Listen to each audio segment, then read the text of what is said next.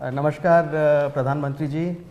एशियानेट सुवर्णा news, Asianet news, Kannada Prabha और asianetnews.com से बात करने के लिए 2014 और 2019 में बहुत डिसाइसिव विक्ट्री मिली आपको। फिर से आप वही बात कर रहे हैं कि डिसाइसिव विक्ट्री इस बार बहुत ज़रूरी है और आप उसमें इंडिया की ग्रोथ स्टोरी की बात करते हैं। ग्रोथ स्टोरी और डिसाइसिव विक्ट्री का क्या मेल है? देखिए, पहली बात है कि लोकतंत्र में मैं तो चाहूँगा हर एक राजनीतिक दल में ये एस्पिरेशन होना चाहिए कि भाई हम चुनाव लड़े, लोगों का विश्वास जीते और सत्ता में आकर के हमारे जो उसूल हैं, हमारे जो रूल्स हैं, जो भी अपने सपने हैं उसको लागू करने का प्रयास करें। तो किसी भी राजनीतिक दल में अगर ये महत्वाकांक्षा ही नहीं है तो फिर लोकतंत्र के लिए ठीक नहीं है। तो लोकतंत्र की आवश्यकता है कि सभी राजनीतिक दल जो भी है इनके मन में भाव रहना चाहिए कि वे कभी न कभी सत्ता में आकर के अपने विचारों के आधार पर देश की सेवा करेंगे। ये लोकतंत्र की आवश्यकता होती है। जहाँ तक बीजेपी का सवाल है, देखिए 2014 में जब हम आए थे तब एक 5-6 दशक का कांग्रेस को राज करने का अवसर मिला और शायद उनको कोई विपक्ष जैसा कुछ था ही नहीं। इतना मीडिया भी नहीं था और न ही इतनी मीडिया में वाइब्रेंसी थी। यानी एक प्रकार से उनके लिए ऐसा खुला मैदान था और देश भी उनके साथ था, क्योंकि आज़ादी के आंदोलन के बाद जो भाव थे वो जो चाहते वो देश कर लेता, लेकिन वो मौका गंवा दिया और धीरे धीरे डिटोरेशन पर आया। और उस परिस्थिति में 2013 में, जबकि मेरे पर एक आरोप था इस आदमी को हिंदुस्तान का क्या पता है, इस आदमी को दुनिया का क्या पता है, ये सारे नकारात्मक मुद्दे होने के बावजूद भी लोगों ने हमें सेवा करने का अवसर दिया है। और मैं कह सकता हूं कि 2014 वो उम्मीद का कालखंड था।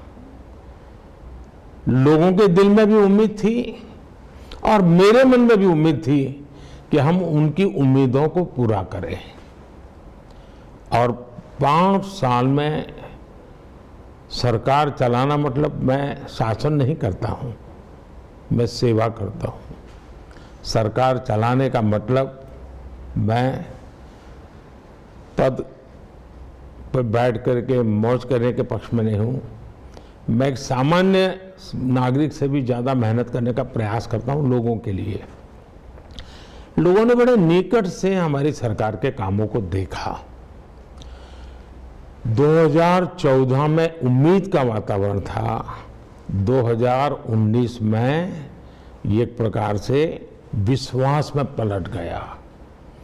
जन सामान्य का इतना विश्वास, उसने मेरे भीतर एक नया आत्मविश्वास भर दिया। मुझे लगा कि हम सही दिशा में हैं।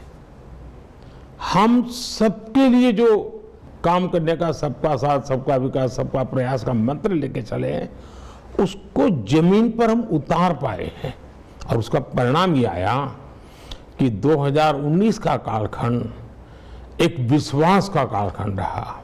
और आज जब मैं 2024 में देशवासियों के पास गया हूं तो मेरा 13-14 साल का एक राज्य के मुख्यमंत्री नाते अनुभव, 10 साल का प्रधानमंत्री के नाते अनुभव और इसमें किए हुए कामों के आधार पर मैं कह सकता हूं कि मैं इस बार गारंटी लेके गया हूं। यानी कभी उम्मीद, फिर विश्वास और अब गारंटी। और जब गारंटी होती है ना तो बहुत बड़ी जिम्मेवारी होती है। और मुझे लगता है कि आज दुनिया में जो भारत का के प्रति भरोसा बना है, आखिर विश्व ने, हिंदुस्तान ने 30 साल तक अस्थिर सरकारों को देखा है। अस्थिर सरकारों ने देश का बहुत नुकसान किया है। विश्व में भी भारत का पूरी तरह देखने का नजरिया बहुत ही एक प्रकार से कोई वैल्यू ही नहीं था। लेकिन स्थिर सरकार क्या कर सकती है वो देश के मतदाताओं ने देखा है, और इसलिए मुझे लगता है कि 2024 ये चुनाव मोदी नहीं लड़ रहा है, बीजेपी नहीं लड़ रही है, देश की जनता का इनिशिएटिव है। देश की जनता 10 साल के अनुभव के आधार पर निर्णय कर चुकी है, और इसलिए ये चुनाव का उस अर्थ में अत्यंत महत्व है। तो अब जगह जगह जा रहे हैं मोदी जी, सभाएं कर रहे हैं, रैलीज कर रहे हैं, माहौल क्या लग रहा है आपको?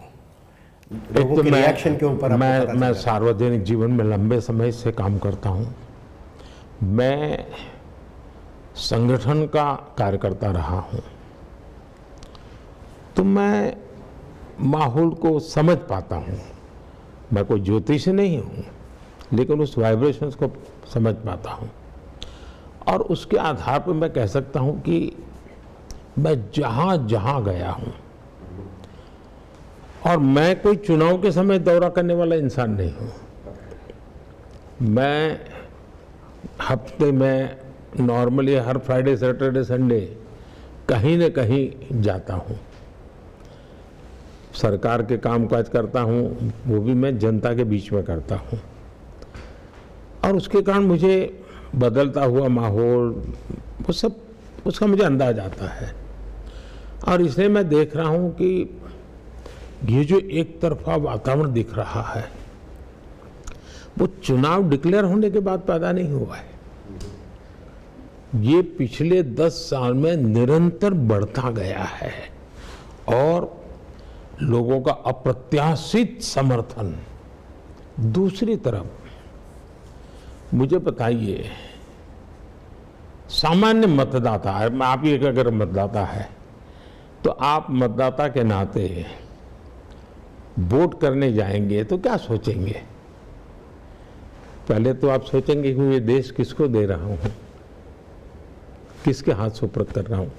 तो आप जो भी लोग दिखते हैं कंपैरिजन करेंगे, फिर आप तक नहीं इनको देश उनको सुपुर्द कर सकते हैं। क्यों? तो उनका ट्रैक रिकॉर्ड है, वो जो बात बताते हैं और जो करते हैं, उन सब के आधार पर एक मन बनता है। दूसरा, उनके हमारे साथी कौन है, हमारी सोच क्या है, हमारा एजेंडा क्या है, दूसरे स्टेज पर वो देखता है। औरों के कारनामे कैसे रहे, अनुभव कैसा रहा है, वो देखते हैं। दूसरा, इस बार के चुनाव का एक सद्भाग्य है कि 2014 में मतदाताओं को कंपैरिजन के लिए अवसर बहुत कम था। एक गुस्सा था, मोदी को लाओ। अब उनके पास कंपैरिजन, अच्छा भाई वो ऐसा करते थे, मोदी ऐसा करता है, वो ये गलती करते थे, मोदी ये गलती नहीं करता है, वो ये बुराई करते थे, मोदी नहीं करता है। और इसलिए अब कंपैरिजन के बाद वो नतीजे पर पहुंच रहे हैं। और इसलिए मैं उनकी आंखों में प्रेम तो देखता ही हूं, आकर्षण भी देखता हूं, लेकिन साथ साथ उनकी आंखों में जिम्मेवारी में देखता हूं। वो जिम्मेवारी कहते हैं कि ये चुनाव हम जिताएंगे, मोदी जी आप शांत रहिए, आप चिंता मत कीजिए। ये मैसेजिंग, उम्मीद दिखाई दे रहा है लोगों में। उम्मीद से भी कोई कहीं अनेक गुना ज्यादा है। गारंटी, विश्वास guarantee, that is the progress. आपकी अभी तक की सरकार बहुत ही 2014 से ही है, टोटली एंटी करप्ट। कभी किसी ने कुछ लांछन लगाया, कभी कुछ लगता नहीं है। बिलीफ है कि आप बिल्कुल totally non corrupt government run करते हैं। उसके बाद भी अभी जैसे ईडी के अरेस्ट वगैरह हुए हैं, कई लोग उस पर कहते हैं कि मिसयूज हो रही है सेंट्रल एजेंसीज आपके पॉलिटिकल रीजंस के लिए। एंटी करप्शन का है प्लैंक, लेकिन इसके लिए हो रही है। आप उसके बारे में क्या कहना चाहेंगे? मैं आपका बहुत आभारी हूं कि आपने इस चीज़ को ऑब्जर्व किया, क्योंकि मैं 13 साल तक एक राज्य में भारी बहुमत के साथ सरकार चलाता था। तो अच्छा, आर्थिक रूप से अच्छा राज्य, उसमें मैं सेवा करने का मुझे अवसर मिला, और पिछले 10 साल से यहाँ हूँ। तो लोग मेरे जीवन को भी देखते हैं, तो मेरे साथ वाले हैं वो भी मेरा जीवन देखते हैं, वो मेरे उसूलों को देखते हैं। और बाय एंड लार्ज हमारा तो यहाँ थोड़ा लीडर का अगर एक है कि भाई चीज़ों में मेरे वैल्यूज़ हैं तो फिर कोई सर्कल के बाहर पैर नहीं रखता है। दूसरा, मैं प्रारंभ से मेरा एक आग्रह रखा है कि मेरी गवर्नमेंट पॉलिसी ड्रिवन होनी चाहिए, एडवोकेटिज्म नहीं होना चाहिए। ब्लैक एंड वाइट में पॉलिसी रखो। पॉलिसी में गलती हो सकती है, लोगों को आलोचना करने का हक है, लेकिन जब पॉलिसी होती है, ब्लैक एंड वाइट में होती है, तो किसी भी अफसर को इफ्स एंड बट्स का अवसर नहीं मिलता है, डिस्क्रिमिनेशन का अवसर नहीं मिलता है। उसको ये मानना पड़ता है कि ये तो बाएं जाए या दाएं जाए, और इसके कारण जो नागरिक है उसको भी लगता है भाई ये मेरे हक का है, मुझे मिलेगा, ये मेरे हक का नहीं मिलेगा, तो उससे एक विश्वास भी बढ़ता है। दूसरा, आपने देखा होगा हमने कुछ कदम भी उठाए।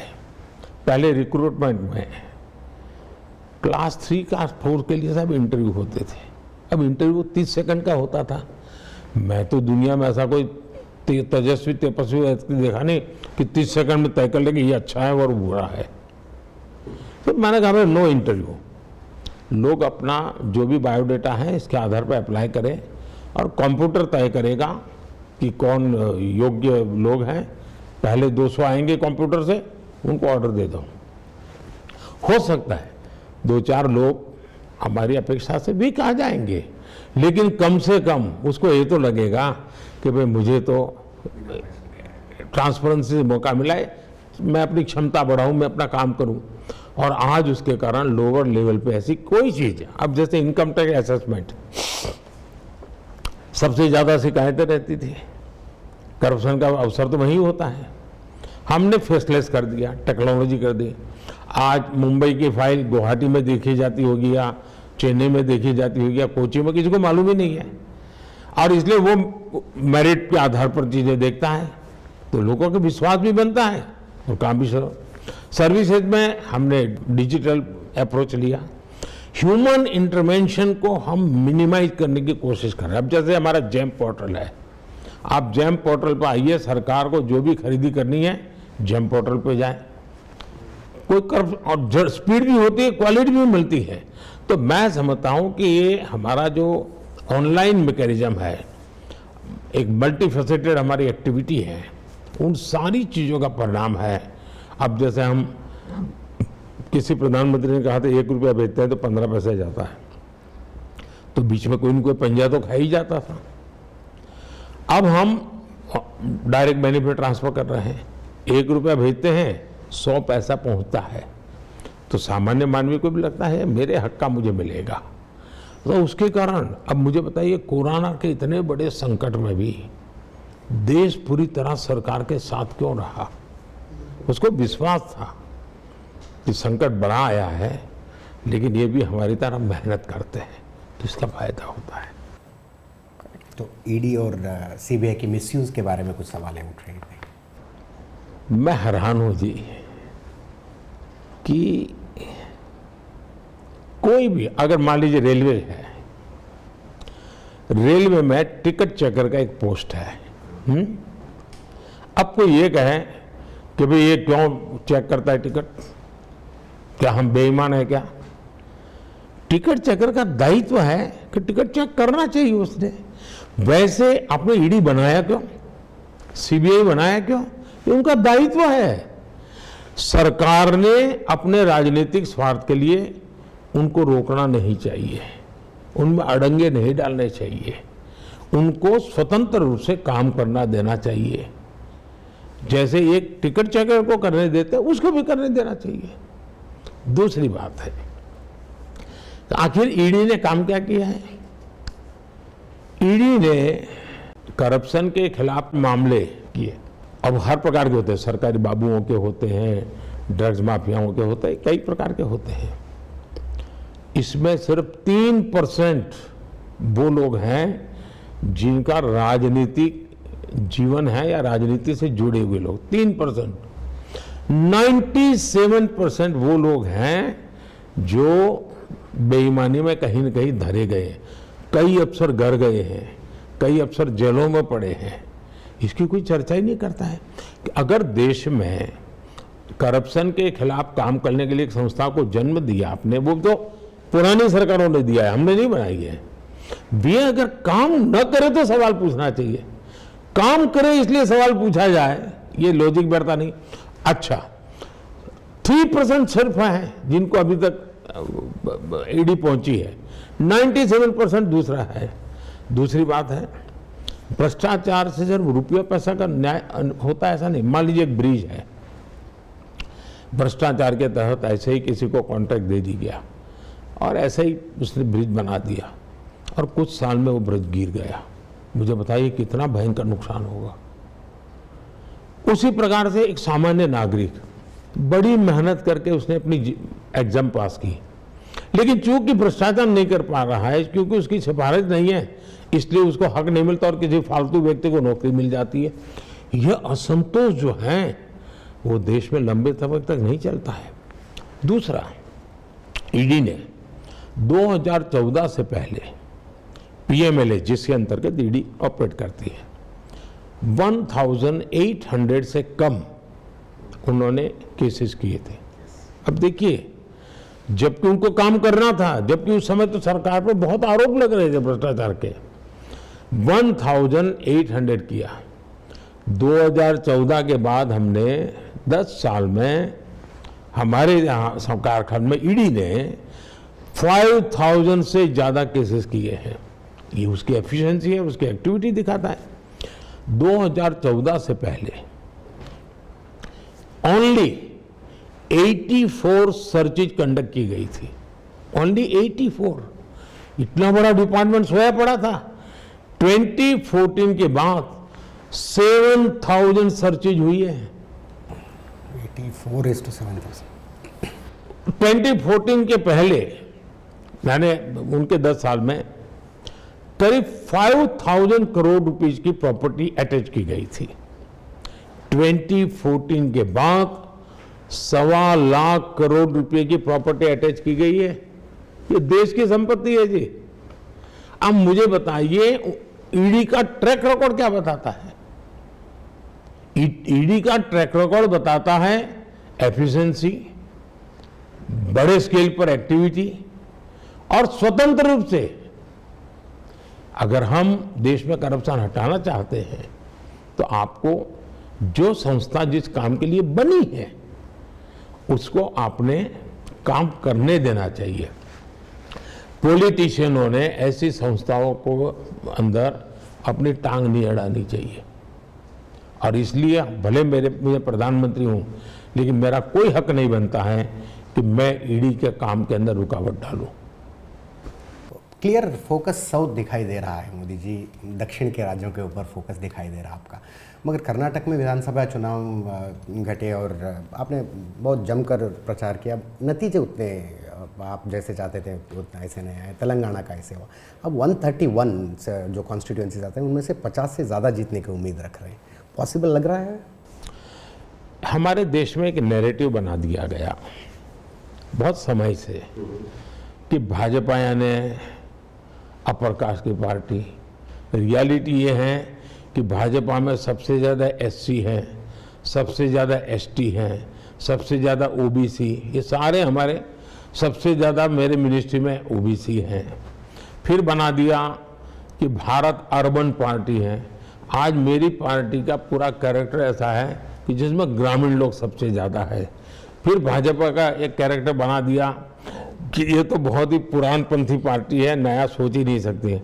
आज डिजिटल मूवमेंट का नेतृत्व तो पूरा अगर दुनिया पे कोई करता है तो BJP rule Bharatiya Janata party की सरकार कर रही है। तो ये जो भ्रम फैलाए हुए हैं वो गलत है। दूसरा, आप तेलंगाना देखिए, तेलंगाना में हमारा जो वोट शेयर था, आज हमारा वोट शेयर डबल हो चुका है। 2019 में पार्लियामेंट के जो इलेक्शन हुए, ये लोगों को जानकारी दीजिए आप। 2019 के पार्लियामेंट इलेक्शन में साउथ में सिंगल लार्जेस्ट पार्टी बीजेपी है। सबसे ज्यादा सांसद बीजेपी के हैं। 24 भी होगी और मैं मानता हूं ये पहले की तुलना में वोट शेयर तो बहुत बढ़ेगा, सीटें भी बहुत बढ़ेगी, ये मैं मानता हूं।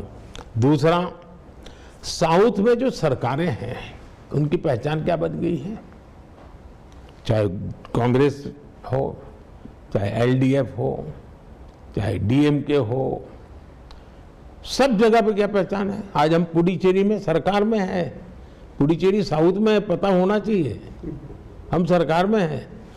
और आप अंडमान निकोबार, हमारा सांसद जीत करके आता है, जहां पर सबसे ज्यादा हमारे साउथ इंडियन भाई भी रहते हैं और बंगाली भाई भी रहते हैं।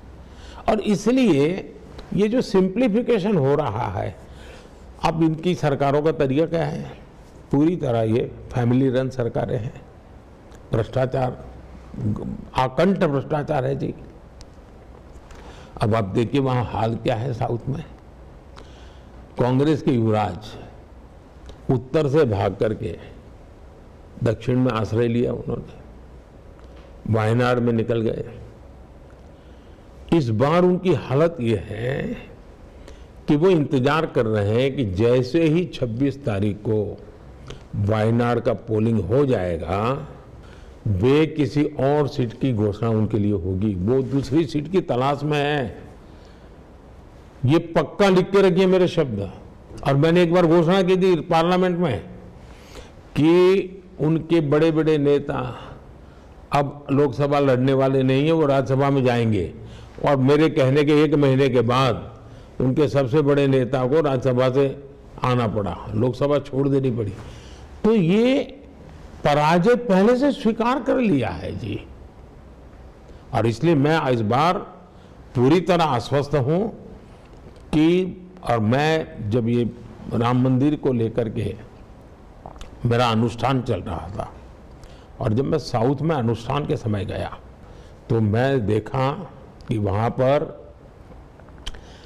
जो लोगों का प्यार मैं देख रहा था, लोगों का विश्वास देख रहा था, वो मैं मानता हूं कि अनप्रेसिडेंटेड था।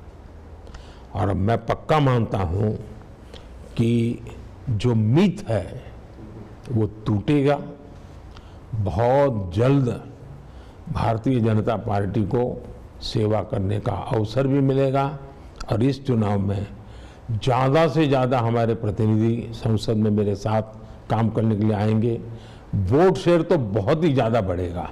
कर्नाटक से आता हूं मैं, और कर्नाटक के बारे में ही सवाल। कर्नाटक के कांग्रेस सरकार इस पर निर्भर है कि उन्होंने 5 गारंटी दिए हैं, 2,000 रुपये महिलाओं को जाती है। ये सब गारंटी स्कीम्स, फ्रीबीज आप कैसे देखते हैं मोदी जी? और इसमें खाली ये, क्या इंडिया ग्रोथ स्टोरी को सपोर्ट कर सकती है ऐसी freebies? Can India afford such freebies? और इस बार लोकसभा चुनाव में 1 लाख रुपए हर महिला को, और 25 गारंटी की बात कर रहे हैं। How do you see this? ऐसा है कि उनकी क्या मजबूरी है वो जाने।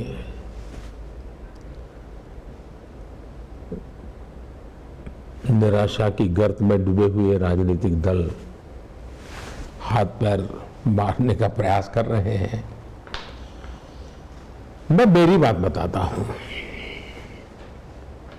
देखिए, मुझे लंबे अरसे तक गुजरात में एक मुख्यमंत्री के नाते काम करने का अवसर मिला है, और 10 साल से मुझे प्रधानमंत्री के रूप में लोगों ने काम करने का मौका दिया है।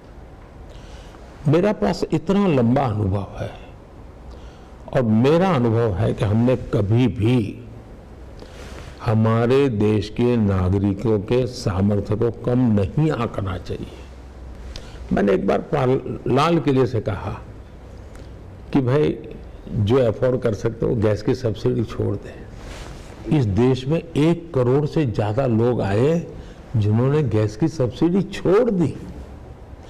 यानी मेरे देश के लोग, किसी समय हम कहते थे, मैं लाल बहादुर शास्त्री ने कहा खाना छोड़ो, खाना छोड़ा था। आज भी मेरा देश, मेरे देश के नागरिक हमसे ज्यादा देश को प्यार करते हैं, हमसे ज्यादा देश के लिए करने को तैयार है जी। हम कम से कम उनको कम न आके। अब देखिए, कोविड के समय मैंने पार्लियामेंट में रिक्वेस्ट की सांसदों को कि भाई आपकी सैलरी छोड़ दीजिए। मेरे देश के सांसदों को कभी कभी लोग कान पकड़ते हैं, कि तुम अपना तनख्वाह बढ़ा दे। मेरे देश के सांसदों ने अपनी सैलरी छोड़ दी थी। ये सारी चीजें हैं जो प्रेरणा देती हैं। गरीब की हैंड होल्डिंग होनी चाहिए, इस देश के नागरिक की हैंड होल्डिंग चाहिए। और हमारा मॉडल है देश के हर नागरिक को एम्पावर करना, गरीबों को विशेष रूप से एम्पावरमेंट मिलना चाहिए। और देखिए बहुत सी चीजें ऐसी होती है कि आप सिस्टमेटिक जनता पर का बोझ कम करना सरकार का दायित्व है, ये कोई उपकार नहीं है, हमारा का दायित्व है। लेकिन उसके तरीके क्या, जैसे हमने जन औषधि केंद्र खोले, करीब 11,000 जन औषधि केंद्र खोले हैं और मैं 25,000 तक ले जाना चाहता हूं। जन औषधि केंद्र में करीब 2,000 दवाइयां मिलती हैं, करीब 300 से ज्यादा मेडिकल इक्विपमेंट मिलते हैं और 80% डिस्काउंट। मतलब आपके परिवार में बुजुर्ग हैं और आपके परिवार के बुजुर्ग को अगर महीने का 2,000-3,000 की दवाई लगती है तो मध्यम वर्ग के परिवार पर बहुत बड़ा बजट पर आज 80% डिस्काउंट हो गया, तो उसको भी लगता है माँ बाप की सेवा करूंगा। अब देखिए बिजली बिल कम करने के लिए मैंने एलईडी बल्ब योजना लाई। जो एलईडी बल्ब कांग्रेस के जमाने में 400 रुपये मिलता था वो मेरे जमाने में 40 पे आ गया। एलईडी बल्ब के कारण उसका 20%, 30% बिजली का बिल कम हो गया। और अभी मैं पीएम सूर्य घर योजना लेके आया हूं। आप सोलर पैनल लगाइए, 0 बिजली बिल। इतना ही नहीं, आगे का कालखंड इलेक्ट्रिक व्हीकल का आने वाला है, तो आप सोलर एनर्जी से अपने घर की बिजली का उपयोग करिए और आपके व्हीकल को भी आप इलेक्ट्रिक व्हीकल को चार्जिंग कर सकते हैं उसी से। इसका मतलब उसका ट्रांसपोर्टेशन भी 0 बजट वाला हो सकता है। अब ये एम्पावरमेंट भी है, एट द सेम टाइम उसके सर पर आर्थिक जो बोझ हैं वो कम करने का लगातार प्रयास। और इन सब प्रोजेक्ट का परिणाम क्या आया है? पहले गरीबी हटाओ के नारों 5 दशक तक सुने हैं, पहली बार देश सुन रहा है कि 25 करोड़ लोग गरीबी से बाहर निकले। ये एम्पावरमेंट से होता है। देश का सामान्य नागरिक बहुत सामर्थ्यवान है। मेरा देश के सामान्य नागरिक पर ज्यादा भरोसा है। आप क्योंकि आप जनौषधि केंद्रों पर बोले, एक वीडियो देख रहा था मैं, कोई बुजुर्ग खड़े होके बोलते हैं, वीडियो कॉन्फ्रेंस था आपका, 5,000 रुपये पहले औषधि का खर्च आता था, अब 1,600 पे कम हुआ है और मैं बचे हुए पैसों से एक फल खा पा रहा हूँ। आप भी बहुत भावुक हुए थे, उस बात करते करते बहुत भावुक हो गए थे आप। लगता है ऐसे बहुत सुकून देते हैं ऐसे योजनाएं। Yeah, I'm from Kerala and more interested in Kerala. You seem to be more focused in Kerala than previous years, and whenever you come to Kerala, you focus on the cooperative sector and the looting of public money. It is, can I expect some actions or? पहली बात तो है कि Bharatiya Janata party और जनसंघ के जमाने से हम पूरे देश की सेवा करना चाहते हैं, देश के हर हिस्से की सेवा करने। राजनीतिक फायदा हो वहां करो काम, राजनीतिक फायदा न हो वहां न करो काम, ये हमारे सिद्धांत नहीं है। 1967 में जनसंघ का सबसे बड़ा राष्ट्रीय अधिवेशन केरल में हुआ था। क्या मतलब हमारे लिए केरल सत्ता पाने के लिए एक मैदान है ऐसा नहीं है, हमारे लिए केरल भी वैसे ही सेवा क्षेत्र है और हम सेवा करते हैं और हम उतने ही लगन से पहले से कर रहे हैं। हमारे सैकड़ों कार्यकर्ताओं को गोलियों से भून दिया गया है, पॉलिटिकल मर्डर किए गए हैं, उसके बावजूद भी हम आज भी वहां सेवा, मां भारती की सेवा करने के भाव से कर रहे हैं। और लेफ्ट की कैडर पर अदालतों ने सजाएं फरमाई हमारे लोगों की हत्याओं के खिलाफ, कई लोग उनके जेल में हैं। तो उसके बावजूद क्यों हमारे लिए कच्छ हो या गुवाहाटी, कश्मीर हो या कन्याकुमारी, हमारे देश का हर कोना हमारा है और इसलिए हम करें। दूसरी बात है, आपने देखा होगा त्रिपुरा किसी जमाने में लेफ्ट 3-4 दशक तक उनका था। जैसे बीजेपी आई तो लोगों को पता चला भाई ये तो लूटते थे, त्रिपुरा में बीजेपी इतना अच्छा काम करे लोगों के, और बार बार बीजेपी को अब त्रिपुरा में लोग जिताने लगे हैं। वैसा ही बंगाल, केरल के अंदर इतना भ्रष्टाचार की गंध भरी पड़ी है, लेकिन इकोसिस्टम ऐसी बनाई हुई है कि कोई चीज बाहर आने नहीं देते हैं। और इसलिए इस चुनाव में जब गया, मैं कोऑपरेटिव को लेकर के इसलिए बोला हूं कि ये सामान्य मानवी के साथ बहुत बड़ा क्राइम है। ये इसको माफ नहीं किया जा सकता। गरीब परिवार बैंक में पैसा रखता है ना, तो उसको लगता है चलो ब्याज यहाँ ज्यादा मिलेगा, तो उसको लगता है कि भाई पैसा रखता हूं तो बेटी बड़ी होगी तो शादी करवा लूंगा, और बड़ी मेहनत से वो कमा करके उसके पैसा रखता है। फिशरमैन के पैसे हैं, किसान के पैसे हैं, मजदूर के पैसे हैं। और करीब 300 कोऑपरेटिव बैंक है जो पूरी तरह ये लेफ्टिस्ट लोग चलाते हैं, और करीब 1 लाख करोड़ रुपया केरल के गरीबों का, सामान्य मानवी का उसमें पड़ा हुआ है। अब आप उसमें देखिए कि इन्होंने क्या किया। उसके संचालन करने वालों ने उनके पैसों की चिंता नहीं की, बड़ी बड़ी प्रॉपर्टी खरीद कर ली। अभी एक बैंक में हमने जो कार्रवाई की तो उसमें करीब 90 करोड़ रुपए हमने अटैच किया है, और मैंने अभी लीगल एडवाइस में ले रहा हूं कि ये जो 90 करोड़ रुपए हैं, जिनके पैसे बैंक में थे, इनको वापस कैसे मिले। मैंने ईडी से भी आग्रह किया कि भाई हम देना शुरू करें, और जो लूट रहे हैं उनकी प्रॉपर्टी अटैच करें। हमने अब तक 17,000 करोड़ रुपीस जो इस प्रकार से पकड़े थे, वो संबंधित जिसका था उसको वापस किया है 17,000 करोड़ रुपीस। और इसलिए मैं केरल में इन 300 बैंक का जो घपला इन्होंने किया है, अरबों खरबों रुपयों की, ये जो 1 लाख करोड़ रुपया, ये छोटी अमाउंट नहीं है, गरीब है, और मैं मानता हूं उसको, मैं गंभीरता से मैंने लिया है। और ये मेरे लिए चुनाव का मुद्दा नहीं है, ये सामान्य मानवी के जीवन का मुद्दा है जी। There is a lot of discussion between this north-south divide, and it's alleged that the central government is showing a stepmother attitude to the southern states like Karnataka and Kerala. Kerala has also filed a case in the Supreme Court. Karnataka में government आपके ऊपर आरोप लगाती है कि जितना tax हम देते हैं उसमें से बहुत कम हमें वापस मिल रहा है। अगर ऐसे ही चलता रहा तो सेपरेट नेशन करने की। पहली बात है कि हम सब माँ भारती के कल्याण के लिए, हम सबका दायित्व है, चाहे राज्य सरकार हो, केंद्र सरकार हो, 140 करोड़ देशवासियों का हमारा जिम्मा है। व्यवस्था के लिए अलग अलग लोगों को अलग अलग काम मिले हैं, लेकिन हम सबका लक्ष्य, भारत सरकार का भी लक्ष्य ये होना चाहिए कि केरल के भी किसी गांव के व्यक्ति को सुविधा के लिए जो योजना बननी चाहिए उसको मिलना चाहिए। कर्नाटका के भी किसी व्यक्ति को लाभ मिलना चाहिए तो मिलना चाहिए। तो ये हमारी मूलभूत संविधान का स्पिरिट यही है हमको।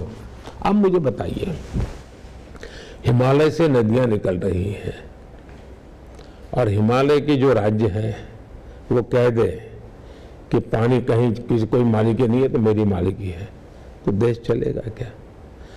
कोयला की खदानें हमारी एक स्थान पर है, और हम कह दें कि अब मेरे यहाँ से कोयला बाहर नहीं जाएगा, तो और राज्य अंधेरे में डूब जाएंगे कि नहीं जाएंगे? ये सोच ठीक नहीं है जी। ये संपत्ति सब देश की है, कोई हम उसमें से मालिक नहीं है। दूसरी बात है, ये व्यवस्थाएं संविधान में निर्धारित नियमों से चलती है। कोई सरकार अपनी मर्जी से नहीं करती है। जब 14th फाइनेंस कमीशन आया, उसने एक ऐसा बड़ा जबरदस्त निर्णय किया। पहले 32% डिवोल्यूशन था, उन्होंने 42 कर दिया।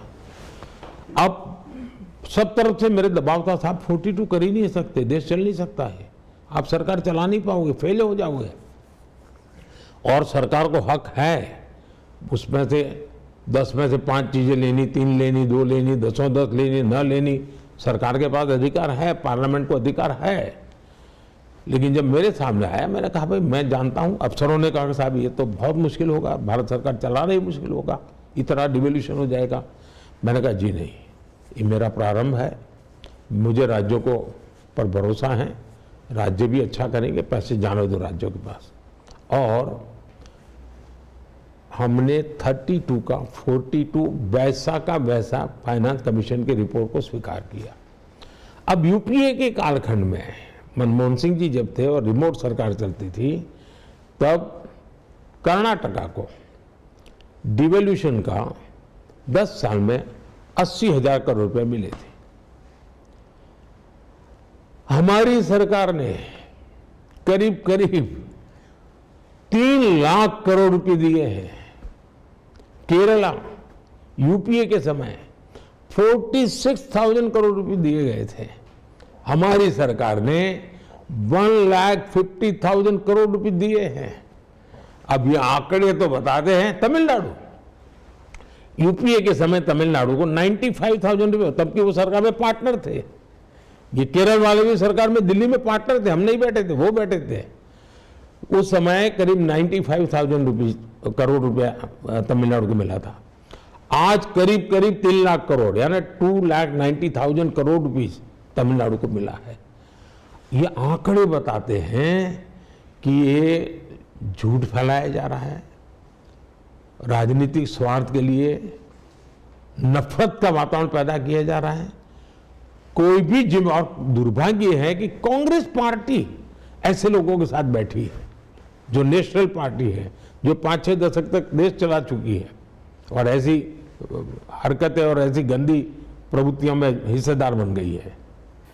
आपने अभी जिस तरह बात की, आपने समझाया कि फैलाया जा रहा है, वो ईस्ट वेस्ट डिवाइड की आजकल बहुत ही ज़्यादा बात होने लग गई है। आपने देखा है कर्नाटका में एक एमपी ने तो खड़े होकर कुछ कहा जैसे कि देश के बंटवारे की बात होने लगती है।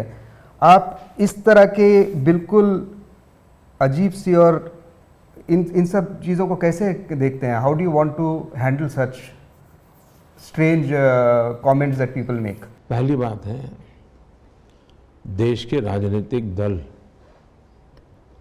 भारत के संविधान को समर्पित होने चाहिए और भारत का संविधान हम सबको देश की एकता और अखंडता का दायित्व देती है। अगर कोई इस प्रकार से प्रवृत्ति करता है, उसको उस राजनीतिक दलों ने बड़ी गंभीरता से लेना चाहिए। और कभी कभी लगता है कि कोई एक आध बार बोल गया, ये जो बीज है ना, पता नहीं कब कौन सी ताकत आकर के उसको खाद पानी डाल करके वटवृक्ष बना देंगे। तो तत्कालीन स्वार्थ के लिए ऐसी भाषा से बचना चाहिए, ऐसे इरादों से बचना चाहिए। और ये देश को बहुत बड़ा नुकसान, कोई भी सरकार रहे, ये भाषा कभी भी लाभ नहीं करेगी। मैं जब गुजरात में था, मेरे साथ बहुत से अन्याय होते थे केंद्र सरकार से, हर प्रकार के अन्याय हुए थे, लेकिन मेरा एक ही मंत्र रहता था और पब्लिकली रहता था, भारत के विकास के लिए गुजरात का विकास। हम सब मिलकर के इस देश को बहुत आगे बढ़ाना है, तो इसमें हमने कोई कॉम्प्रोमाइज नहीं करना चाहिए।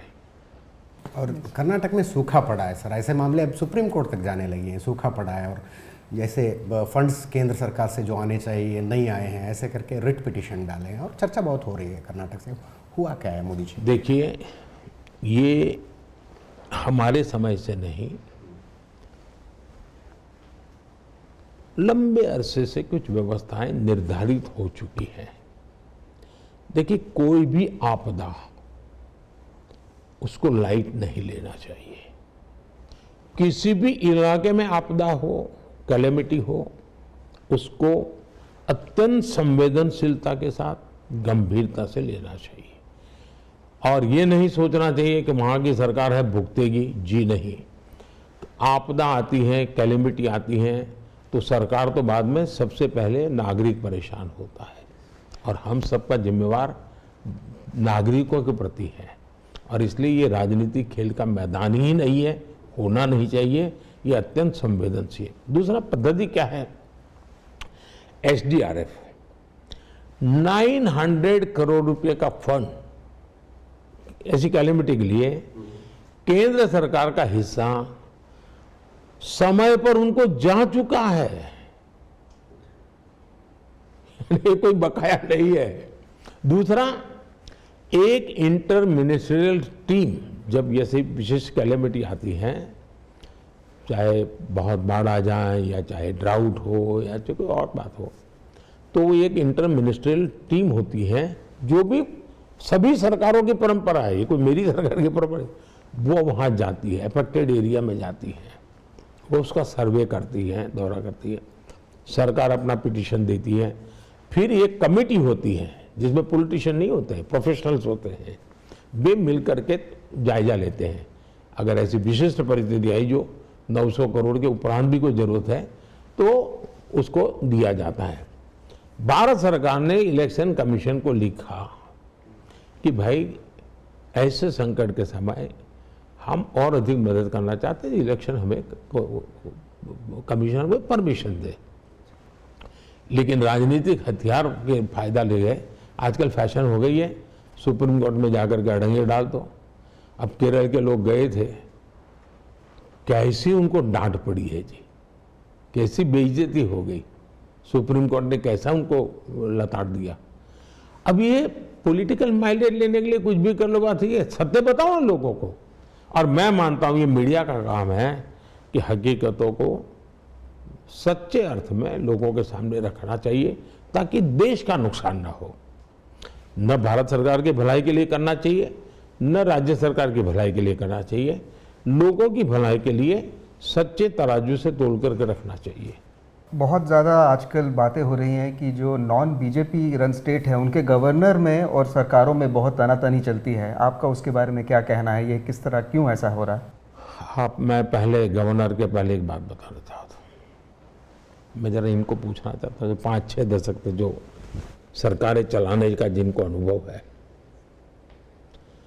दुनिया के दुश्मन देश भी हो ना, हॉस्टाइल कंट्री हो, विरोधी कंट्री हो, वहाँ भी जो हमारे मिशंस होते हैं ना, उन मिशन की पूरी चिंता वो रिस्पेक्टिव कंट्री करती है। उनकी सुरक्षा, उनकी व्यवस्था, सब, उनको कोई दिक्कत ना आए इसके लिए पूरी व्यवस्था करती है। दुश्मन देश के यहाँ भी हमारे देश के एम्बेसडर को या हमारी टीम को उतना ही सुरक्षा सम्मान दिया जाता है। ये तो मेरा देश है, मेरे राज्य है, और संविधान द्वारा निर्मित गवर्नर की पोस्ट है। क्या उसका मान, सम्मान, मर्यादा उन राज्य सरकारों का दायित्व नहीं है? ये कैसे चलेगा? अब आप कल्पना कीजिए कि केरल के गवर्नर एयरपोर्ट जा रहे हैं और लेफ्ट के साथी मिलकर उनको सामने हुड़दंग कर दे। ये क्या शोभा देता है क्या उनकी सरकार को? मुझे तो कभी, मैंने किसी अखबार में कहीं कॉलम पढ़ा, मुझे हमारे गवर्नर साहब तो बेचारे बहुत सहन करते हैं, इसलिए बोलते नहीं हैं, लेकिन आरिफ साहब को जो उनके यहाँ बजटरी प्रोविजन का पैसा मिलना चाहिए, उन्होंने खाना बंद करवा दिया था केरल में गवर्नर के यहाँ। अब आप कल उठ करके इतने गुस्से में आ जाएंगे पॉलिटिकल का, उनकी लाइट, बिजली सब बंद कर दो, क्या होगा? मुझे याद है महाराष्ट्र में एक बार गवर्नर को ट्रैवल करना था, उनको हेलीकॉप्टर नहीं दिया, विमान नहीं दिया, पहले से तय कार्यक्रम था, लास्ट मोमेंट कैंसिल कर दिया। यानी आप इस प्रकार से, अब मुझे बताइए, गवर्नर का घर तमिलनाडु में, उनके राजभवन के बाहर बम फूटे, पेट्रोल बम फेंका जाए, क्या राज्य सरकार ये शोभा देता है क्या? और संविधान पदों की जो सैंक्टिटी होती है वो बनाए रखनी चाहिए। मैं तो राज्य में रहा हूं जी, मेरे ऊपर सारे कांग्रेस के गवर्नर थे, मुझे कभी प्रॉब्लम नहीं आता था। मैं उनका मान सम्मान रखता तो वो मेरा मान सम्मान रखते थे, और ये सालों से चलता आया है। अब आज सहन नहीं कर पाते हैं जी। अच्छा, गलत होगा वो तो उसका संवैधानिक पद पर है, उसका दायित्व है, वो करेगा अपनी जिम्मेवारी। Yeah, seeking your attention to Kerala back again. BJP is trying hard to get a foothold in Kerala, and for the last 10 years you are also focusing on Kerala, but it is very difficult to get a terrain there. Why is it so difficult? What are the challenges? पहली बात है कि चुनाव में क्या होता है इसके आधार पर हमारी पार्टी सेवा नहीं कर पा रही, ऐसा नहीं है। आप देख लिए पिछले दिनों जब भी केरल में कैलेमिटीज आई, सर्वाधिक लोग अगर मैदान में रह करके काम किया तो हमारे लोगों ने क्या किया है। और इसलिए आज स्थिति यह है कि केरल में लेफ्ट की जमीन खिसक रही है और वहाँ की जनता को पता चल रहा है कि वहाँ के मतदाताओं की आंख में धूल झोंकी जा रही है। एलडीएफ यूडीएफ इकट्ठा हो तमिलनाडु में, एलडीएफ यूडीएफ आमने सामने लड़ते हो केरल में। अब एशियानेट तमिलनाडु में खबर देगा, साथ है, एशियानेट केरल में खबर देगा, लड़ रहे हैं, तो लोगों का विश्वास टूट जाता है। 2011 विधानसभा चुनाव एनडीए को 6% वोट मिला था। 2014 के बाद लोकसभा, विधानसभा, लोकल बॉडी, हर चुनाव में बीजेपी को करीब करीब 15-15% वोट मिल रहा है। मतलब हम लगातार प्रगति कर रहे हैं, लेकिन वही एक मापदंड नहीं है। हम जिस प्रकार से वहाँ के लोगों की सेवा करते हैं, भरपूर सेवा करते हैं, करते रहेंगे। और मैं मानता हूँ कि गुड गवर्नेंस और नैरेटिव मिस इन्फॉर्मेशन, इसके बीच में लड़ाई है। इन्होंने अब हवा बना दी थी, कोविड में बहुत सफलता की और सबसे ज़्यादा लोग वहाँ मरे, फैल गए। तो आप मीडिया को कंट्रोल करके हवा फैला दोगे, इससे नीचे की स्थितियाँ सुधरती नहीं है जी। BJP is trying to reach out to the Christian minority in Kerala, but it is not getting the desired levels. What is the? पहली बात है कि भारतीय जनसंघ, भारतीय जनता पार्टी, हम समाज के सभी वर्गों को साथ लेकर के चलने वाली पार्टी है। हमें सैद्धांतिक रूप से समाज के सभी वर्गों का साथ लेकर के चलना, ये हमारा मूलभूत सिद्धांत है। अब देखिए, गोवा में कई दशकों से हमारी सरकार चल रही है, लगातार सरकार चल रही है, और वो क्रिश्चियन कम्युनिटी के मदद से ही चल रही है, उनके सहयोग से ही चल रही है। आज नॉर्थ ईस्ट में देखिए, नॉर्थ ईस्ट में हमारी जितनी सरकारें हैं वो ज़्यादातर हमारे मुख्यमंत्री या तो ईसाई हैं, हमारे मंत्रिमंडल के अंदर ईसाई सदस्य हैं, या तो ईसाई समाज ही तो वहाँ है, वोटर सबसे ज़्यादा, उनके वोट से ही हमारी सरकारें बन रही है। और इसलिए क्रिश्चियन समाज का हमारे से सहयोग नहीं है, ऐसा आरोप मैं क्रिश्चियन समाज पर नहीं लगा सकता हूँ। हमारे प्रयत्न और ज़्यादा करने चाहिए हमको, हम कर रहे हैं। अब केरला में बूथ से लेकर राष्ट्रीय स्तर तक हमारी लीडरशिप में क्रिश्चियन साथी हैं। क्रिश्चियन लीडर्स, बिशप्स, शायद साल में 5-6 बार मेरे से मिलना जुलना होता है। मेरे यहाँ क्रिसमस भी मैं बड़ा अच्छा फेस्टिवल करता हूँ। एलडीएफ यूडीएफ के झूठ से क्रिश्चियन कम्युनिटी तंग आ गई है और मेरे पास आकर के वो उन्हीं की शिकायत करते, बोले हमारे चर्चों के बीच में इतनी लड़ाई करवा दी है, हमारी चर्च की प्रॉपर्टी को इतना संकट में डाला हुआ है, आप हमारी मदद कीजिए। वो भारत सरकार से मदद चाहते हैं, ये मुसीबत में है, और मैं इतनी मुसीबत में वहाँ चर्च जी रहा है, उनकी मुसीबतें मैं देख रहा हूँ, हम उसकी चिंता करने। अब जैसे फिशरमैन है, मैंने अलग अलग फिशरी डिपार्टमेंट बनाया है ताकि हमारे कोस्टल एरिया के लोगों की मदद हो सके। अब ये उसका स्वागत करते हैं लोग, और ये मेरी कोशिश है कि इस प्रकार के प्रयत्नों से उनकी आर्थिक स्थिति अच्छी बने, उनको मॉडर्न टेक्नोलॉजी का फ़ायदा मिले, और ब्लू इकोनॉमी का जो मेरा क्षेत्र है उसमें भी उस समाज के काफ़ी लोगों को फ़ायदा होने की संभावना है। अच्छा, क्रिश्चियन समुदाय का स्वास्थ्य और शिक्षा क्षेत्रों से गहरा जुड़ाव रहा है। अच्छा, मैं वेटिकन गया तो होली पोप को मिलने गया था, तो बड़ी लंबी चर्चा हुई जी, और उनको मेरी सरकार के कामों की काफ़ी जानकारियाँ थी, काफ़ी विषयों पर का, और बहुत से मुद्दों में हम बोर्ड पर थे। और मैंने तो उनसे कहा कि आप भारत आइए, मैंने निमंत्रण दिया है उनको, हो सकता है शायद अगले साल वो अपना कार्यक्रम बना ही ले। And the Congress and the UDF alleges that you are going soft with CM Pinarayi Vijayan and his family, especially in the case of gold smuggling. Your response? ऐसा है कि हमारा मोदी का सॉफ्ट होना या हार्ड होने का कोई मतलब ही नहीं है। ये काम इंस्टीट्यूशंस करती हैं, स्वतंत्र रूप से करती हैं और न मेरी सरकार ने न प्रधानमंत्री ने ऐसी चीज़ों में टांग अड़ानी चाहिए, मेरा सिद्धांत है। जहाँ तक कांग्रेस और कम्युनिस्ट का सवाल है, मैं कहता हूँ ये एक ही सिक्के के दो पहलू है, ये कोई अलग है ही नहीं। भ्रष्टाचार में डूबी पिनराई सरकार को हमने हमेशा बेनकाब किया है, मेरे यूनिट ने किया है, हमने भी किया है। क्योंकि अब देखिए 15 अप्रैल का भाषण, CMRL के साथ सौदे का मुद्दा उठाया, हमने डिटेल में उठाया। गोल्ड स्मगलिंग मामले में CM ऑफिस की ओर हमने बिल्कुल इशारा किया, साफ साफ बता दिया।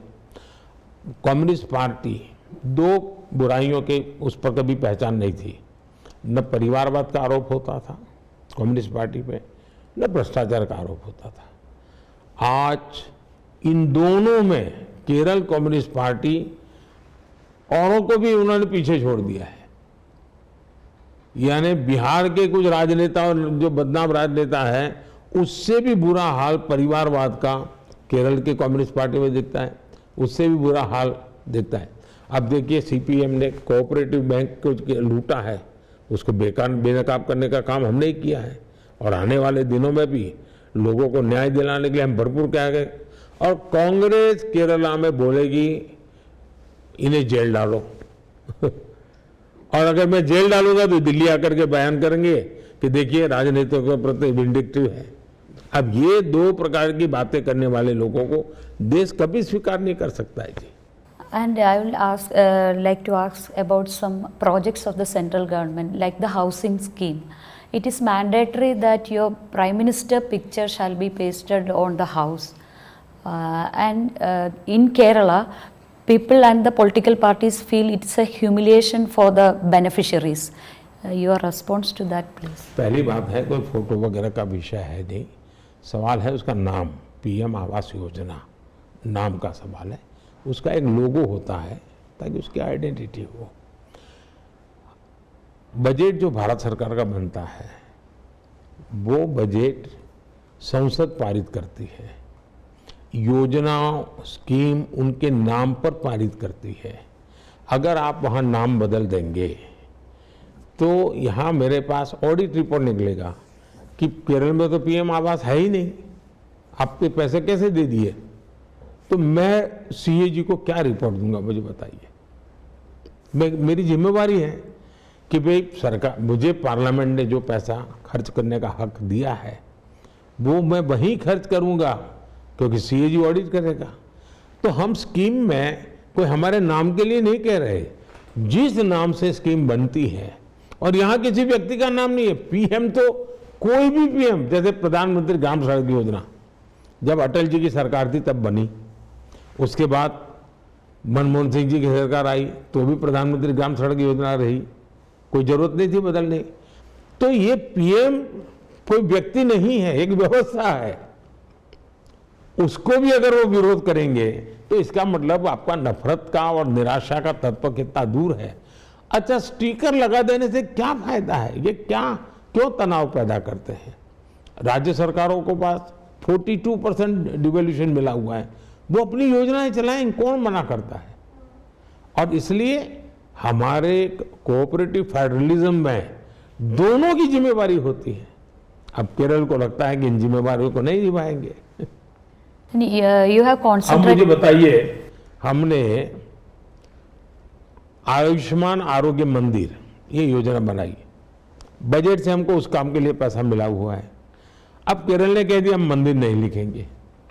मंदिर का मतलब पूजा घर नहीं है जी। आप मेरे यहाँ बड़ौदा में जाइए, हाई कोर्ट को, वहाँ कोर्ट जो है उसको न्याय मंदिर कहते हैं। हमारे यहाँ पहले जो बच्चे उसको जाते थे प्री प्राइमरी तो बाल मंदिर बोलते थे। अब बाल मंदिर को वर्शिप का स्थान थोड़ा है, तो ये आरोग्य मंदिर कहा तो सामान्य हमारे टर्मिनोलॉजी है, वो कहते हम नहीं करेंगे। अब ये तरीका जो है वो नफरत का वातावरण है, वो उचित नहीं है।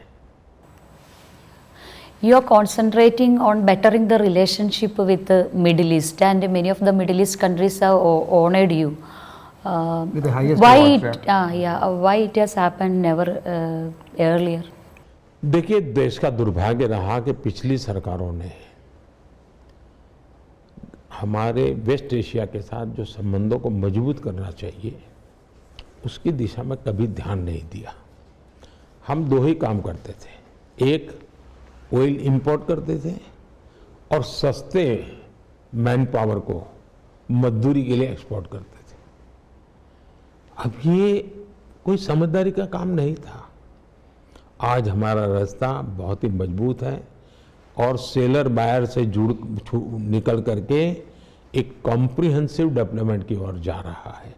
अब हमारा यूएई के साथ हमारा ट्रेड एग्रीमेंट हुआ है यानी मल्टी डायमेंशनल एक्टिविटी ये हम आज कर रहे हैं।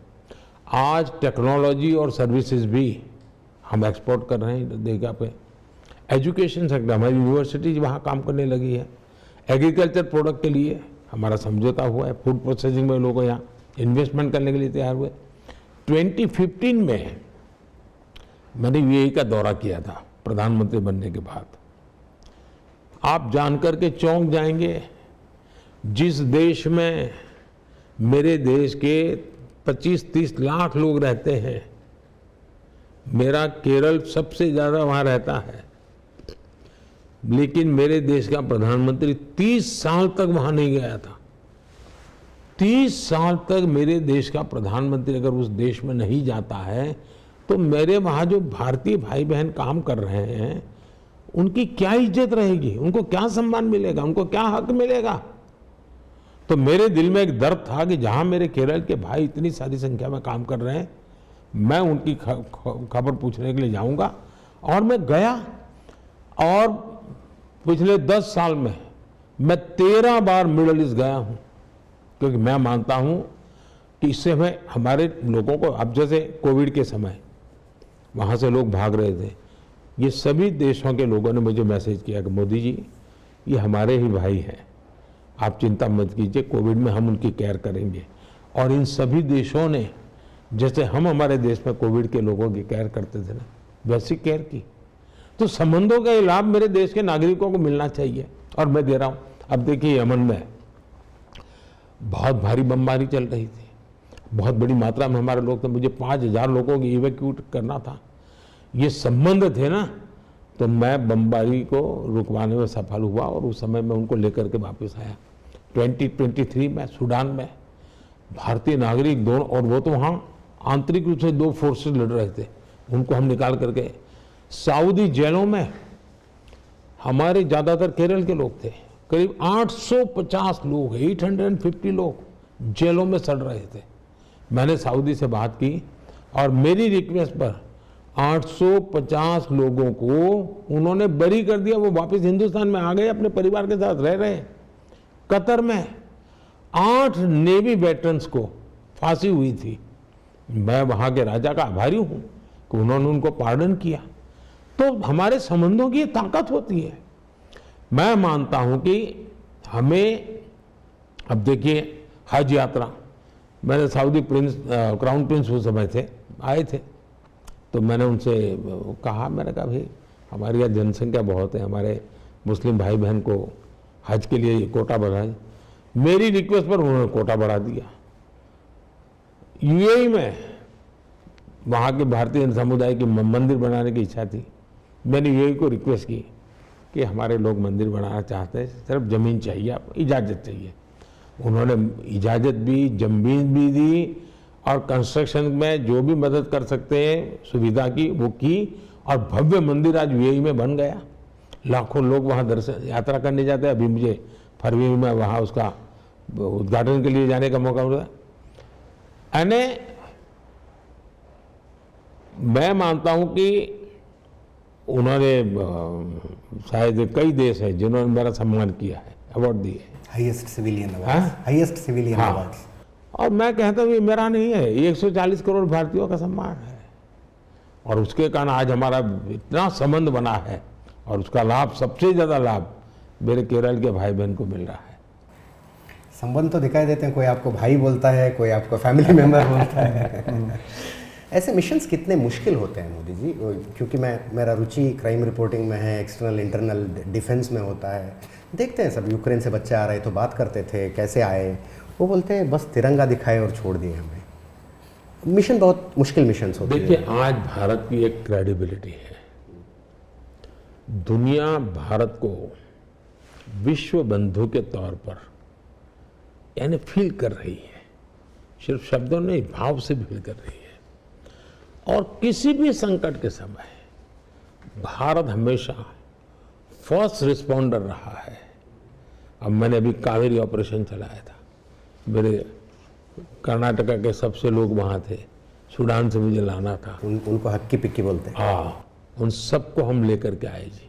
और वो तो बेचारे ऐसा काम करते थे मेहनत का कि उनके लिए तो अगर रोजी रोटी बंद हो जाए तो क्या खाना वो भी मुश्किल था, लेकिन हम लेकर के आए।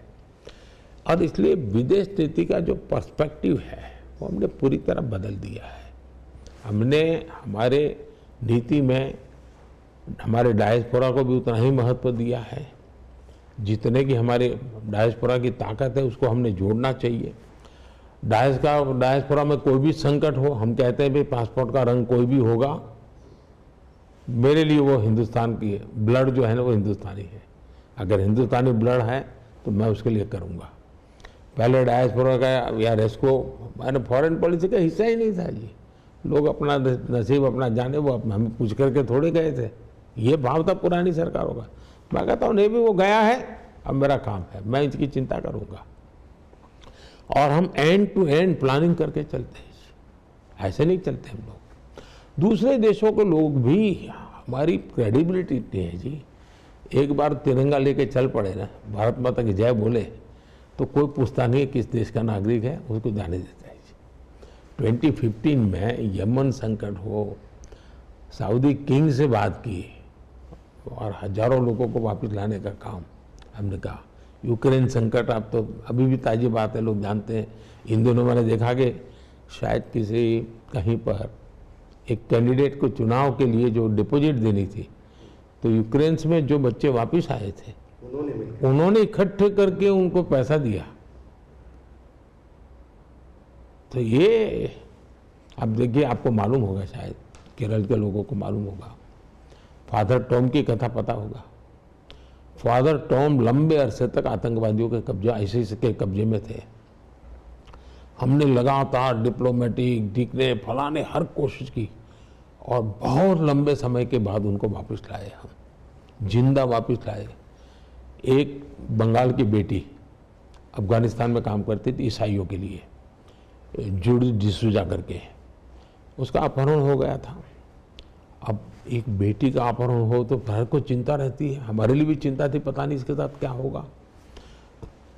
महीनों तक वो आतंकवादियों के कब्जे में रही।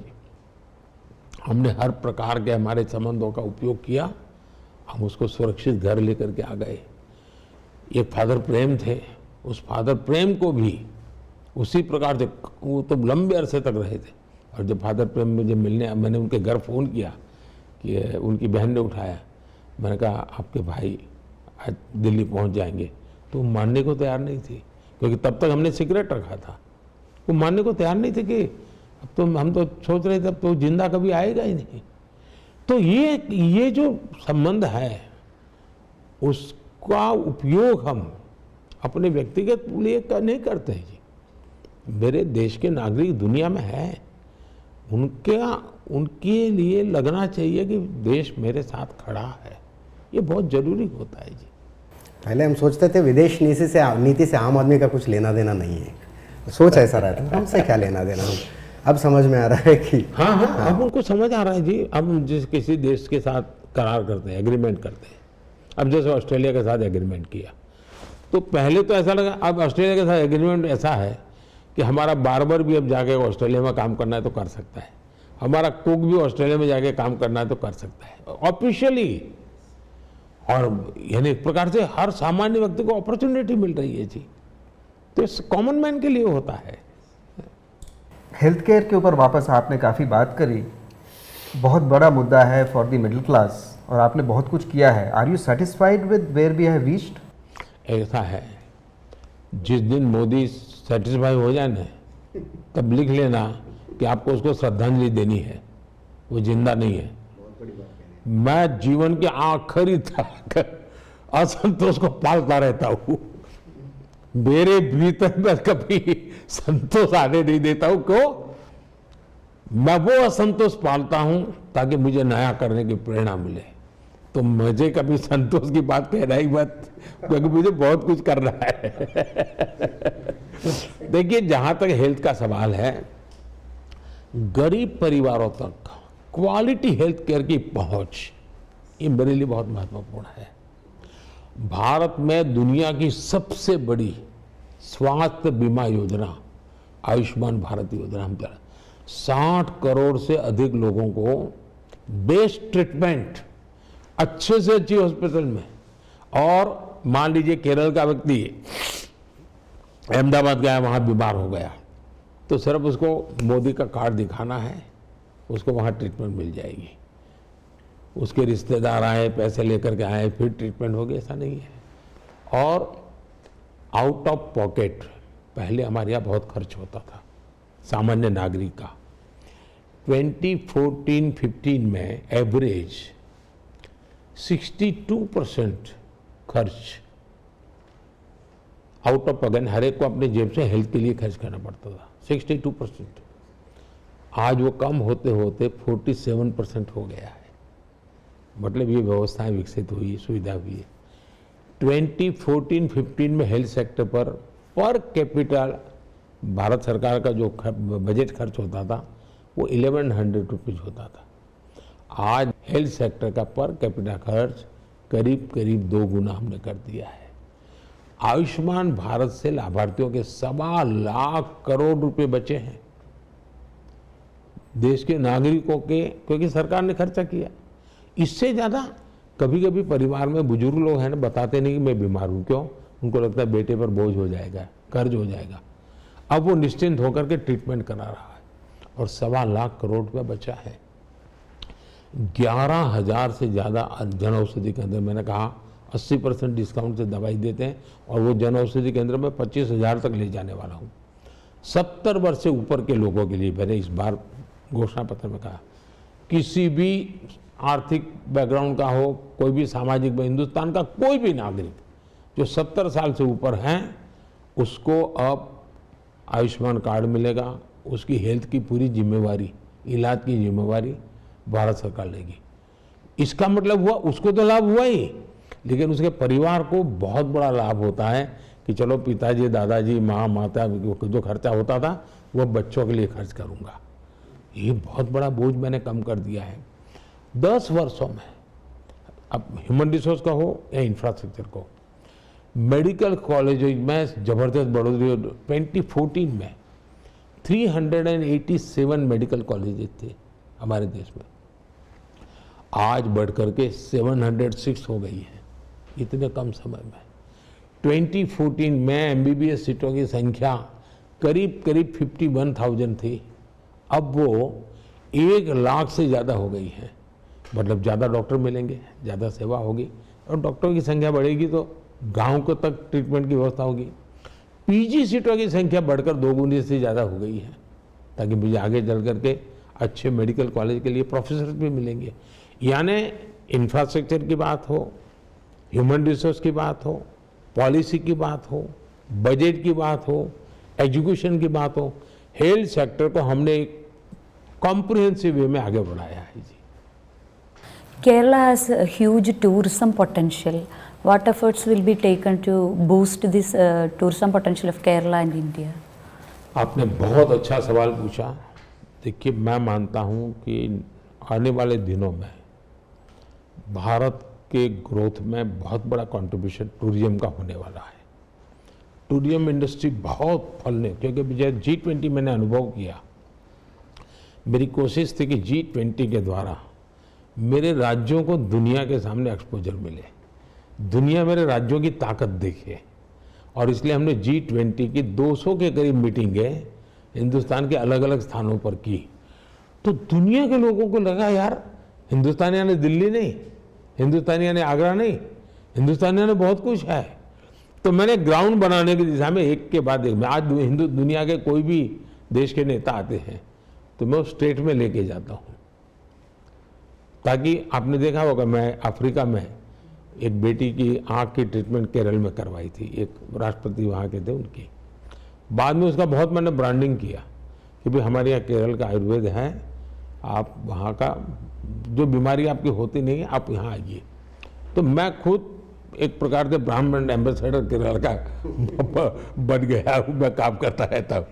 अब देखिए केरल में क्या नहीं है, क्या वाइल्ड लाइफ है, क्या बढ़िया समंदर है, कितने बढ़िया पहाड़ी इलाके हैं, लेकिन उसका हमने सही इस्तेमाल नहीं किया।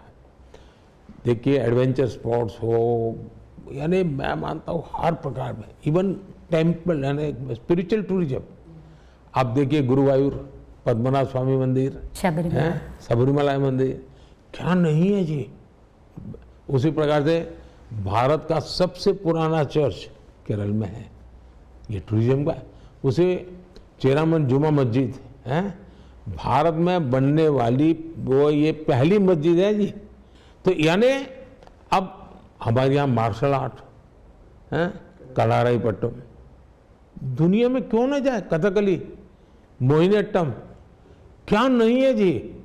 मैं समझता हूँ टूरिज्म में भी वेलनेस टूरिज्म शायद केरल से बढ़कर के कोई जगह नहीं। आज योग और आयुर्वेद का इतना दुनिया में आकर्षण बना है, आयुर्वेद हेल्थ सेंटर हमारा केरल बन सकता है।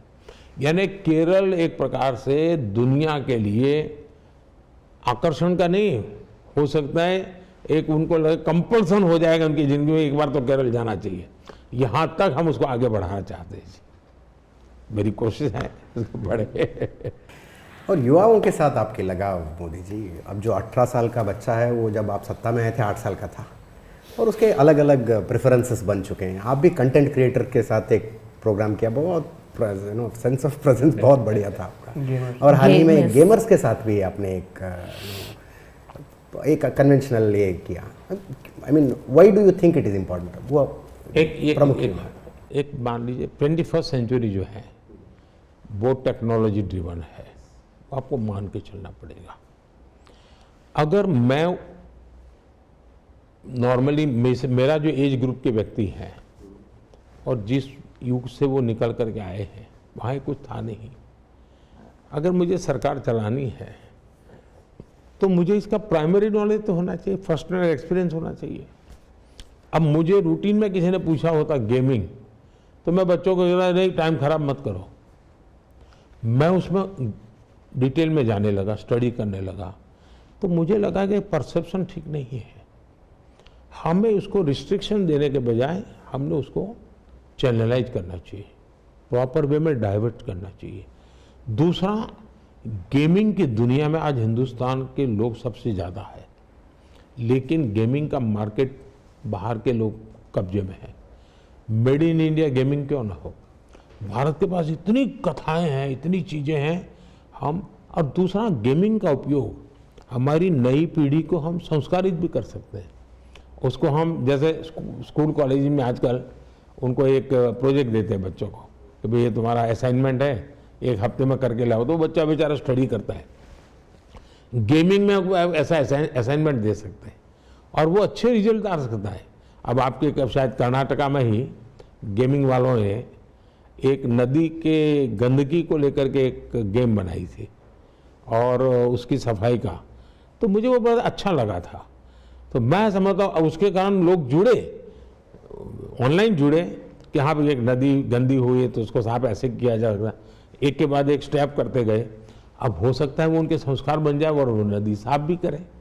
तो बहुत सारी अच्छी यानी अच्छी हैबिट्स के लिए, अच्छी सोच के लिए हमें एक अहेड ऑफ द कर्व सोचने की ज़रूरत होती है। और मैं खुद उनको मिला, उनके साथ मैंने समय बिताया। मैंने उनको कहा मैं एक स्टूडेंट की तरह समझना चाहता हूँ, भी बताइए मुझे, और मुझे इसमें कोई संकोच नहीं होता है और मैं देखता हूँ उसका पोटेंशियल है। अब मैं आने वाले दिनों में उस पर सोचूंगा। दूसरा, मेरा अपना स्वयं का मत है कि मैं एक प्रकार से बंधी हुई सोच वाला इंसान नहीं हूँ, बंधी हुई जिंदगी जीने वाला इंसान नहीं हूँ। मैं नई चीज़ सीखना, नया चीज़ प्रयोग करना, ये मेरे फितरत है। अब 2012 में पहली बार मैंने पॉलिटिकल लाइफ में आई वॉज शायद से फर्स्ट पर्सन जिसने गूगल हैंगआउट किया था। वो गूगल हैंगआउट का उस समय तो कोई पता ही नहीं था। फिर मैंने एक 3D होलोग्राम्स किया था। वो देखा था मैं। 3D होलोग्राम दुनिया के लोग, मैं जब भी उसके बाद जाता, मुझे दुनिया का कोई राजनेता ऐसा नहीं होगा जिसने मुझे पूछा नहीं कि 3D होलोग्राम है क्या, करते कैसे हो। और बोले ये जो नाच गान वाले होते हैं वो डांसिंग वगैरह उसमें तो कर लेते हैं, ये कैसे करते हैं आप। जब मैं उनको बताया कि मेरा इतना बड़ा देश है, इतनी लैंग्वेज, अब जैसे आप देखिए मेरा नमो इन कन्नड़ा, नमो इन मलयालम, नमो इन तमिल, तो मैं AI का उपयोग कर रहा हूँ इन दिनों। और मेरा ऐप भी AI का यूज अपनी तरह का बेहद खास ऐप है। इवन आपके मेरी फोटो आपके साथ कभी निकली होगी, आप नमो ऐप पर जाकर के AI टूल का मेरा उपयोग करोगे और अपनी खुद की फोटो लगाओगे तो मेरे साथ जितनी फोटो है आपकी पिछले 30-40 साल की सारी फोटो एक साथ आपको मिल जाएगी। तो मैं AI का उपयोग करता हूँ। तो मैं उसी प्रकार से देखिए जी, एक कंटेंट क्रिएटर्स है वो भी देश के लिए एक बहुत बड़ी एसेट होते हैं और ग्लोबली वो इम्पैक्ट क्रिएट कर सकते हैं जी। और तो मुझे उनके सामर्थ्य को जानना चाहिए, फर्स्ट हैंड जानना चाहिए। अच्छा, एक बहुत बड़ी इकोनॉमी भी है, मैं चाहता हूँ देश के ग्रोथ में वो भी अपना रोल कोर करें। और स्वाभाविक है कि ये यंग जनरेशन से जुड़ी है, तो मुझे भी अपने आप को उसी उम्र के लेवल पे ले जा करके तैयार करना पड़ता है। देश में VIP कल्चर की तो बहुत लेगेसी है और आई हैव नोटिस्ड उसके बारे में काफ़ी बात होती है। कैसे उसको ख़त्म किया जाए, आपका क्या कहना है उसके बारे में? ये बहुत ही चिंताजनक और दुर्भाग्यपूर्ण बात है, क्योंकि ये VIP कल्चर का ओरिजिन जितनी मेरी समझ है एक कॉलोनियल काल से एक प्रकार से जुड़ गया। अंग्रेजों के लिए एक प्रकार के कानून, सामान्य जनता के लिए दूसरा कानून, उनका रहन सहन एक, बाकियों का रहन सहन एक, उनकी जगह एक, बाकी उनकी गाड़ी निकलेगी तो अलग, उनका टांगा निकलेगा तो अलग, ये एक प्रकार से। और अंग्रेजों के जाने के बाद ये सब जाना चाहिए था जी, लेकिन नहीं गया, हमारे नेताओं ने उसको जारी रखा। अब मैं जब आया तो मैंने पहला काम किया, नो लाल बत्ती। मैंने कैबिनेट निर्णय किया है, कोई लाल बत्ती, रेड लाइट नहीं होगी गाड़ियों पर। ये चलते हैं और सायरन बजाते हैं झुम झुम झुम करके, क्या मतलब है। मैं गुजरात में था, मेरे सभी मिनिस्टर्स को नियम था कि कोई सायरन नहीं बजाएगा। बहुत बड़ा ट्रैफिक हो, जरूरत पड़ गई तो थोड़ा हल्का सा एक करके बंद करो भाई। ये कौन हम बड़े बादशाह हैं कि हम सायरन बजा के चलेंगे। देखिए, मैं मानता हूँ अब VIP नहीं, मेरे लिए तो EPI है। और जब मैं EPI कहता हूँ तो एवरी पर्सन इज इम्पोर्टेंट, और यही हो रहा। और लाल बत्ती से लेकर हर एक्शन में VIPism को खत्म करने का मेरा प्रयास रहा है। कुछ चीज़ें जरूरत पड़ती है, वो तो मैं समझ सकता हूँ कि एकदम से आप ये चाहोगे कि भाई देश के राष्ट्रपति जी ऐसे फुटपाथ पर पैदल चले जा रहे हैं, ऐसा तो मैं नहीं चाहूँगा, ये कोई तरीका ठीक नहीं है। लेकिन हमारा कुछ, अब देखिए वैक्सीनेशन हुआ, जीवन मरण का सवाल था कोविड का, मैं भी वैक्सीन ले सकता था, लेकिन मैंने तय किया कि मेरा जो नियमों में नंबर लगेगा उसी दिन मैं जाऊंगा, और मैंने तब तक वैक्सीन नहीं लिया था। इतना ही नहीं साहब, मेरी माताजी 100 साल की हुई, मेरी माताजी का स्वर्गवास सरकारी अस्पताल में हुआ। उसने आखिरी जीवन में कभी उसको अस्पताल जाना नहीं पड़ा, आखिरी जाना पड़ा 1 वीक के लिए, लेकिन वो सरकारी अस्पताल में गई। और उस दिन मैं था, और आप गाड़ी में, जिस गाड़ी में जा रही थी, गाड़ी भी बहुत मामूली सी गाड़ी थी, मैं देख रहा था उस दिन। और उसकी अंत्येष्टि भी जो सरकारी स्मशान गृह होता है पब्लिक का, वहीं किया। तो VIP कल्चर के खिलाफ मैं अपने व्यवहार से जितना कर सकता हूँ मैं करता हूँ। और मैं मानता हूँ, अब जैसे रिपब्लिक डे परेड, हमारे इन्वाइटीज कौन होते हैं, मैंने जिन्होंने सेंट्रल विस्टा बनाया ना, इन सबको मेरा स्पेशल गेस्ट बनाया था। मैं यूनिवर्सिटी में जाता हूँ कॉन्वोकेशन के लिए, तो मैं यूनिवर्सिटी वालों को कहता हूँ कि पहली 50 सीट मेरे गेस्ट के लिए चाहिए। तो कहते हैं कि 50 सीट साहब, तो उनको ज़रा ये रहता है कि 50 सीट, मैं 50 सीट मांगता हूँ और फिर मैं कर रहा हूँ उस यूनिवर्सिटी के नज़दीक में जो झुग्गी झोपड़ी होती है, वहाँ जो स्कूल होती है, उन बच्चों को मैं कॉन्वोकेशन में बैठाता हूँ। Seeing is believing.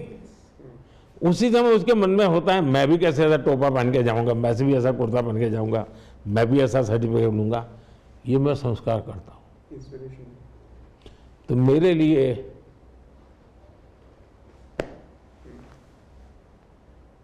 आप देखिए, पहले स्कूल में प्रवेश के लिए एमपी का कोटा रहता था, मैंने खत्म कर दिया।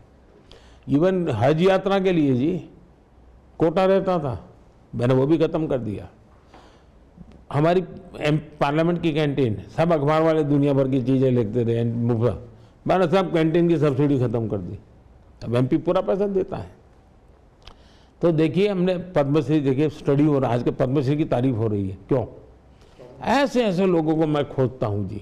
ये पीपल्स पद्मा बनना चाहिए, वरना पहले ज़्यादातर पद्म दिल्ली में ही जाते थे, वो वही जो नेताओं का परिचय रहता था उन्हीं को जाता था। सब बदल दिया हमने। तो ये एक बहुत बड़ा रिफॉर्म है ये जी, समाज जीवन की ताकत का एक बहुत बड़ा, और इसमें राजनीति नहीं है जी।